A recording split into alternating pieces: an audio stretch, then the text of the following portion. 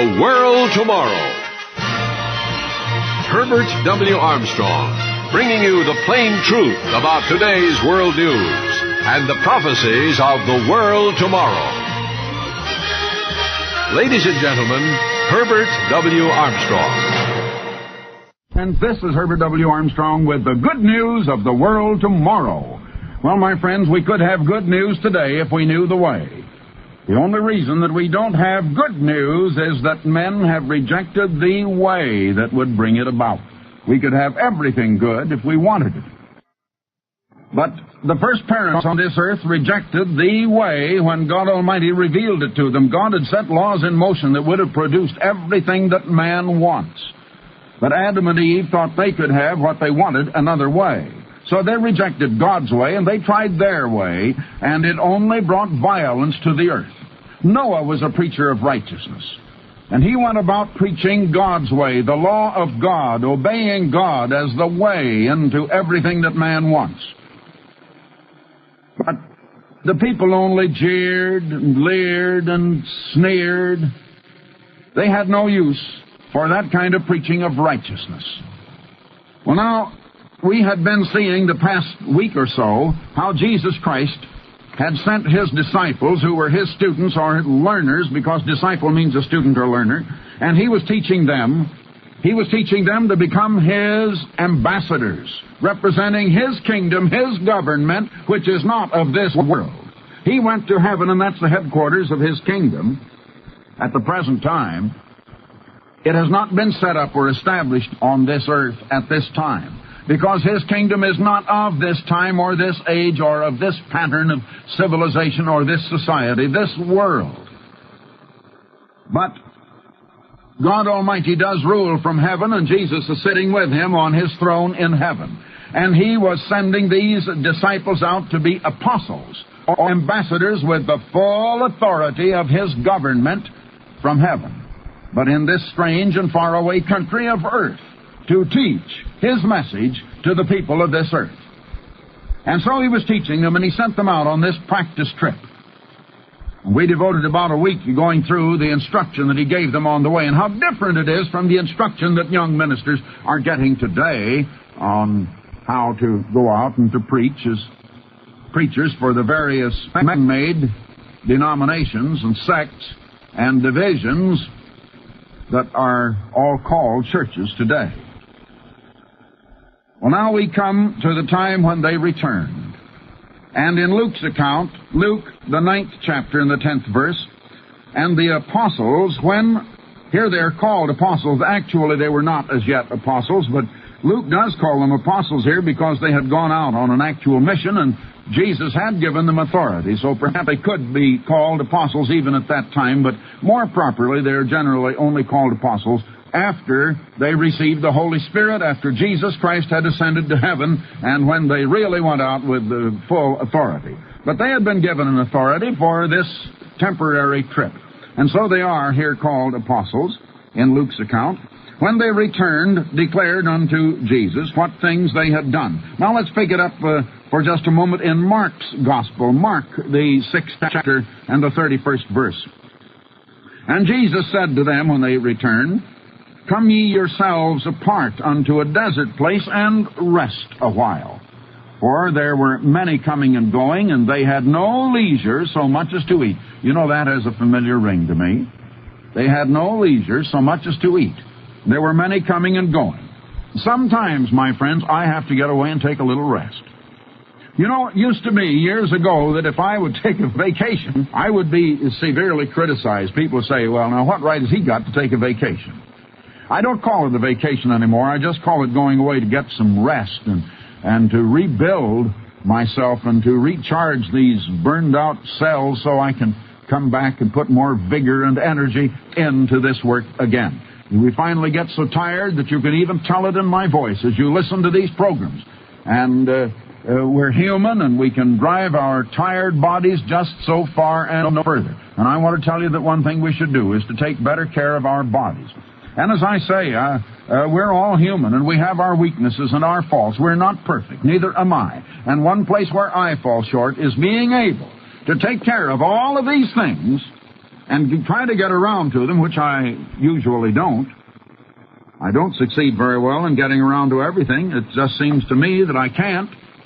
But perhaps if I were a better organizer and could better organize my time, I could get around to everything I have, could get around to the time to answer all of the thousands of letters that come in, to see all of the visitors that come here to see me, to handle all of the telephone calls, to see all of the people that want to see me, to put this broadcast on the air every day, to write all of the articles that I have to write for the Plain Truth, to handle all the executive duties of being president of the worldwide activities of the Church of God that are now going completely around the world. And we know that this program is going pretty much around the earth. Now, we have to go a little further before we're completely around, but that time is coming, and it's coming rapidly. You know, my friends, I think you can't realize what we have to do when we're really in the work of God. Now, Jesus was in the work of God, and he was teaching these disciples, and they were busy too. And finally, they came to the place that even Jesus Christ, with all of his strength, had to stop and rest a while. And I want to tell you, it's right that anyone should. We have to do that once in a while, and that's no sign of laziness. If you think I'm lazy, you come around here and just don't prevent me from doing what I have to do, but just silently go along with me and watch everything I do all day long and trail along with me and see if you think you'd like to change jobs, see if you could handle it. I mean, if you could just handle the wear and tear of it. That's what I'm referring to. Well, anyway, Jesus said that they should come, he said, come yourselves apart into a desert place and rest a while. Now, let's see if they let him rest. Let's just see. I try to rest, but, you know, they just don't let me rest. And they wouldn't let Jesus rest. That's true of anyone that is really in his work, because I want to tell you, I've known a lot of ministers, my friends, that get into the ministry because they think that's the easiest way to earn a living. I've known of people who, well, just seem to be allergic to work. They've never been able to earn a living, and they don't like to work to earn a living. And they look at the preachers and they think the preacher doesn't have anything to do. He just preaches once a week in church, and of course that doesn't even take time or study or preparation. He probably learned all that long ago anyhow, and they think, well, that would be rather enjoyable. I would enjoy doing that just once a week, and nothing to do but have idleness and ease the rest of the week. And so some of them think, well, you know, I'd like to be a preacher. And I'm afraid there are some that got into the ministry in that way. No one ever got into God's ministry that way, however. They just get in the ministry of some human organizations. And they call themselves the representatives and the ministers of Jesus Christ, but they are not. And I'm sure Jesus Christ doesn't acknowledge them or recognize them in any way. They have no authority of his. And so they try to lay around all week and preach once a week. Well, they're not real ministers of Jesus Christ.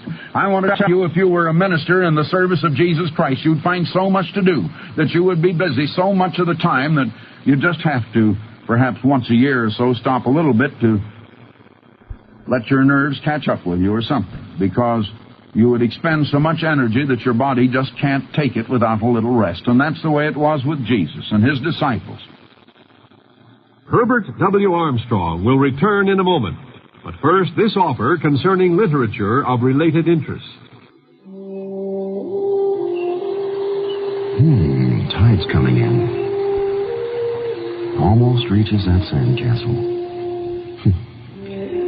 Some little kids sure spent a lot of time with that. Too bad they never last. Yeah, a lot of things are like that. Kids are grown now, and soon they'll be gone. Well, life's been pretty good. Summer home, yacht, vacation when I want it. But Sandy and I aren't getting any younger. Is this all there is? All of us at one time or another must wonder, what's life all about? One of the keys to fulfillment in life is a sense of purpose. The free booklet, Why Were You Born?, gives the true answer to this age-old question and reason to human existence. Why were you born? Send for your free copy. For, it continues here, I'm in Mark, the 6th chapter and the 31st verse now. For there were many coming and going, and they had no leisure so much as to eat. Yes, I know just what it is, because I have to undergo the same thing. And they went away in the boat to a desert place apart. And the people saw them going, and many knew them, and they ran there together on foot from all the cities, and out went them. Now they tried to get away from the people on a boat.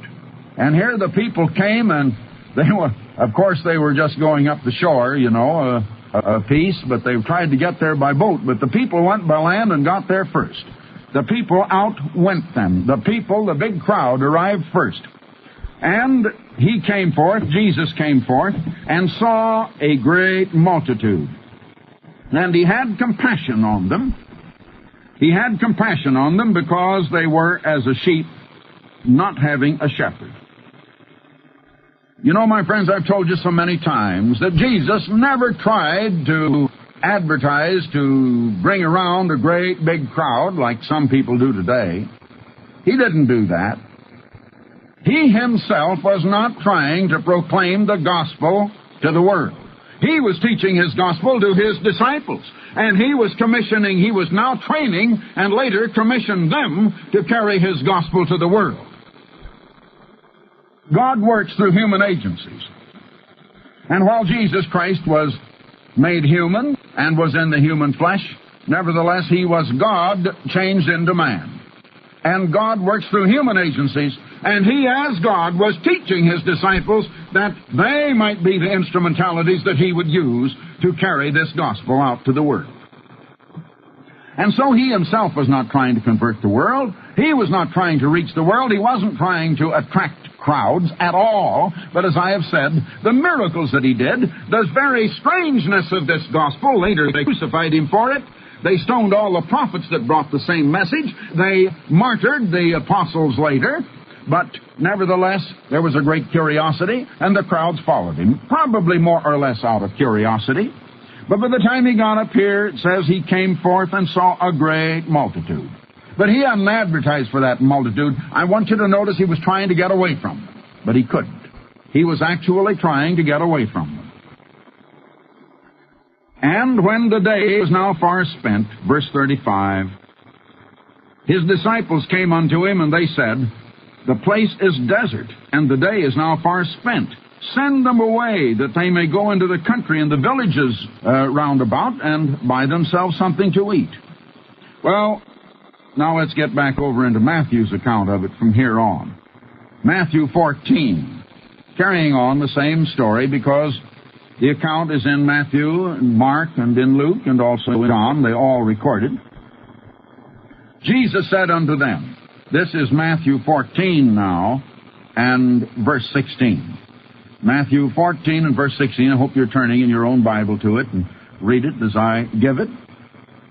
But Jesus said unto them, they have no need to go away. Give you them to eat. And they said unto him, we have here but 5 loaves and 2 fishes. And he said, bring them hither to me. And he commanded the multitudes to sit down on the grass. He commanded. He was in authority. He told them what to do. Yes, he was a leader. He wasn't a follower.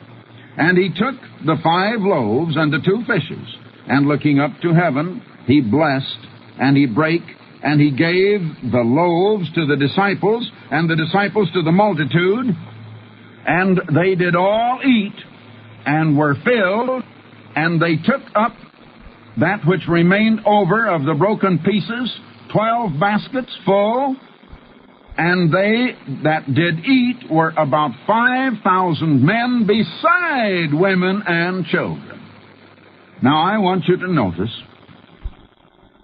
all they had there were the 5 loaves and 2 little fishes. That's all. And there was another miracle. How it happened isn't explained, but somehow it expanded and kept multiplying.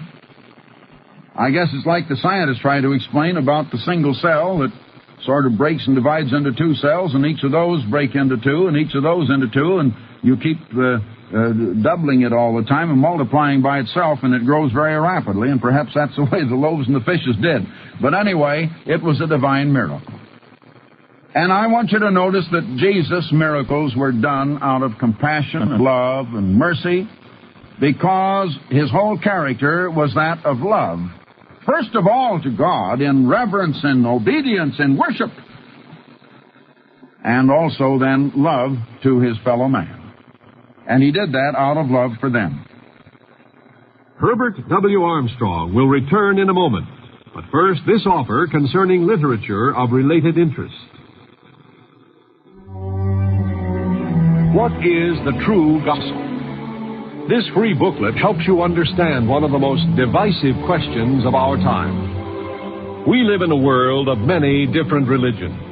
While teaching peace and harmony among men, their people are led to war against one another.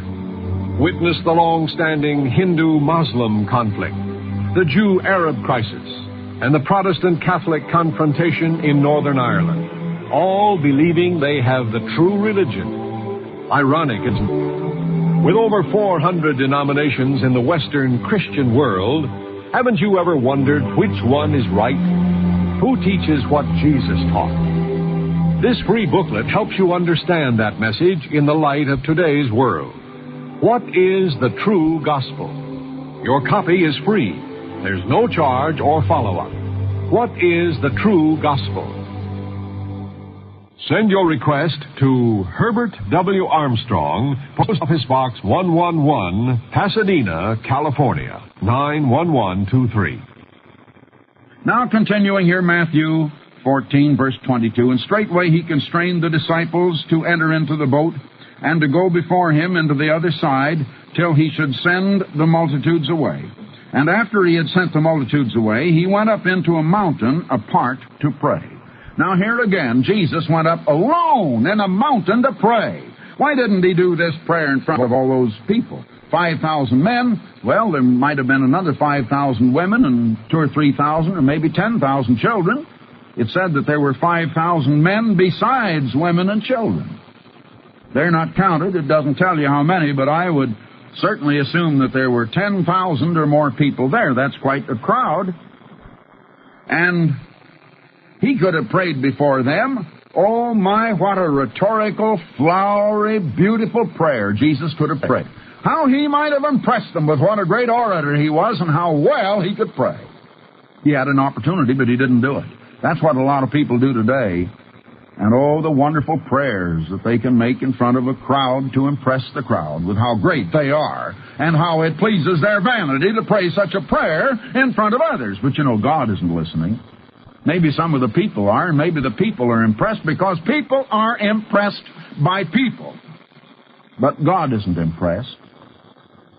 No, Jesus went, he sent away the crowd, and when the even was come, he was there alone. When the even was come, he was there alone. Now he had first gone up into the mountain apart to pray. And he was there in the mountain alone when the evening came, and praying alone.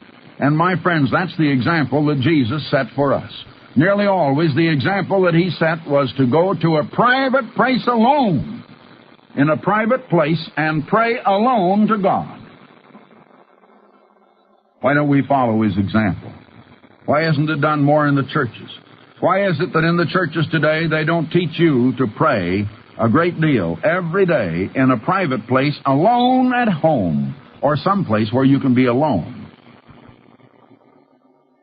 You know, I'm just wondering, how many colleges are equipped with private prayer rooms in an inconspicuous place, off of a hall or a place where it isn't very public when one is seen going or coming to or fro from that prayer room?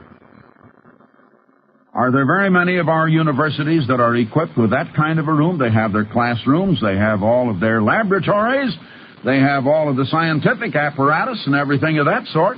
But how many of them have the kind of a laboratory that you would call just a plain private prayer room where someone can go and be locked in a private place? Jesus said, "Thou, when thou prayest, go into thy chamber or closet or small room and close the door, and thy Father that heareth thee in secret will reward thee openly." Well, now, we feel here at Ambassador College in Pasadena, California, that we are handicapped by not having enough of such rooms, but we do have a few. I will tell you that. Let me see. I know of at least 3 in the student residence. I don't know whether there are more right now or not. I know of one on each of 3 different floors in our student residence that we call Mayfair here on the campus of Ambassador College in Pasadena, California. And I know that they are used a great deal. I hope that they are used almost constantly. Of course, I don't have time, as I've just explained, to go over there and check up and see whether they are constantly used. But what a wonderful thing it would be if every college had a lot of those rooms around where a student could get in without even being noticed. It isn't a matter of showing off one way or the other. Neither is it a matter of being ashamed to be seen going there. But it should be a private matter, alone with God. We try to provide it that way here at Ambassador College. But the boat was now in the midst of the sea, distressed by the waves, for the wind was contrary. The big stiff wind was coming up. And in the 4th watch of the night, Jesus came unto them walking on the sea. Now here was the miracle-working Jesus. But now let's stop there just a second. My friends, of course you say, well, but he was Christ. He was God. He was very God. Of course he could walk on the water, but we couldn't. But have you ever noticed that Jesus said, of myself I can do nothing? Do you realize that Jesus Christ did not do one thing that you and I can't do? And so he said, the Father that dwelleth in me, he doeth the works. And I wonder if you have noticed that just before he did this miraculous thing of walking on the water, that he had gone up. I just read it to you about 3 verses before, where he went up to a mountain apart to pray, and he was there alone. And he went up to have a prayer alone with God, and another time he got up early in the morning, long before it was daylight, and went out in the desert place or a private place to pray. Another time he went up into a mountain, and he stayed up in that cold, chill mountain, if it was cold and chill. He stayed up there all night praying to God. And then he came down and chose his 12 disciples, and then he taught them that message that has popularly been called the Sermon on the Mount. No wonder he could preach such a wonderful message. No wonder he could give them such a wonderful teaching. He had been praying all night. He must have been going without sleep, but he was so filled with the Spirit of God from that prayer that gave him all the strength he needed. The 5th, 6th, 7th chapters of Matthew in your Bible. Now here the disciples saw him walking on the sea, and they were troubled, saying, it's an apparition. And they cried out in fear. But straightway Jesus spake unto them, saying, be of good cheer, it is I, be not afraid. And Peter answered and said, Lord, if it be thou, bid me to come unto thee on the waters. And Jesus said, come. Just one word, that's all. He said, come. And Peter went down from the boat and walked on the waters to come to Jesus. I just finished telling you, my friends, that Jesus didn't do things because he was divine. He did them because he had the power of God, and he did nothing that you and I couldn't do if we had the power of God. And now here is Peter doing the same thing. But Peter wasn't yet converted. Peter hadn't yet received the Spirit of God as he did later after Jesus was crucified on the day of Pentecost that same year. But Peter believed Jesus. Jesus said, come, and Peter obeyed. And that very obedience was faith and belief. And so Peter, an ordinary mortal, was able to walk on the water also. He wasn't divine. He wasn't God. He was only a servant of God and a minister that was being then taught and trained, only a student minister at that at the time. And he started to walk toward Jesus. But now, he took a few steps, and he walked on the water. But when he saw the wind, he began to see material things. Now, at first, all he saw was Jesus. At first, his mind was on that which is spiritual, Jesus Christ. But now, he saw the wind. My friends, how does knowledge come into your mind? Only through 5 channels, the 5 senses. What you see, what you hear, what you feel, what you taste or smell, that's the way things come into your mind. And what he saw, it translated something into his mind, and in his mind he began to see and be conscious of the material circumstances, and he became frightened. And when he became frightened and when his mind went on these material things, his mind was off of the spiritual things. He no longer had the faith of God. He no longer had the power of God. There no longer was anything in him that could keep him afloat, walking on the water. No longer then could he do what Jesus was doing. When he saw the wind, he was afraid. When you're afraid, you haven't any faith, have you? Now, according to your faith be it unto you, but now he lacked faith. And beginning to sink, he cried out, saying, Lord, save me! Well, there's a great lesson in that, my friends. I hope you get it. And immediately Jesus stretched forth his hand, and took hold of him, and saith unto him, O thou of little faith. He had a little. His faith lasted a few steps. It doesn't say how many. I imagine 4 or 5 steps. But when he began to see the material circumstances, he began to doubt. Jesus said, O thou of little faith, wherefore didst thou doubt? Have you ever prayed to God for something? Now, I tell you, my friends, I don't think that I could go out and walk on the water unless there was some reason to do it. And apparently there was some reason for Peter to do it at that time. Now, my friends, he believed for a little time and was able to walk, but he didn't keep on believing. You ask God for something. You expect God to jump at the crack of your whip and give it to you within a certain time limit that you want to set. And if you don't get your answer in 10 minutes or certainly inside of 10 hours, you go around saying, why didn't God answer my prayer? A young man came to me one time and he said that he had written me to pray for him, which I had done, but he said, now, why didn't God heal me? I said, well, didn't God heal you? And he said, no. Well, I said, if he didn't, I said, that means you don't believe in him any longer then. You quit believing. That's all that's wrong. Well, he says he didn't heal me. I said, how soon did you expect it? Well, he never thought of it that way, but he expected it so soon that when he wasn't healed as quickly as he thought he should be, he gave up all hope. You see, he began to get his eyes on whatever it was, the pain or the suffering or what he could see or what he could feel. And as soon as his eyes went on what he could see or what his mind went on what he could feel, then he said, well, God didn't heal me. And as soon as he decided God didn't heal him, he had no more faith in God. His faith was all over. And when his faith ended, so did any chance of healing.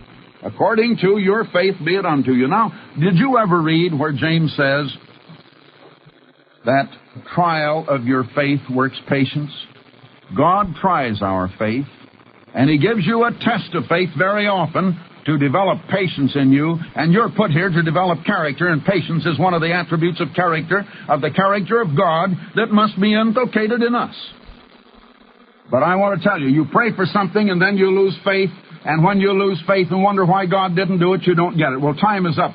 Now, my friends, get your name and address in for the mailing list of the Plain Truth. If you've read a magazine like it, no subscription price if you tell me the name of the station to which you're listening. If you want to know what is prophesied for the future, you'll want this next number. Until tomorrow, goodbye, friends. You have heard The World Tomorrow with Herbert W. Armstrong.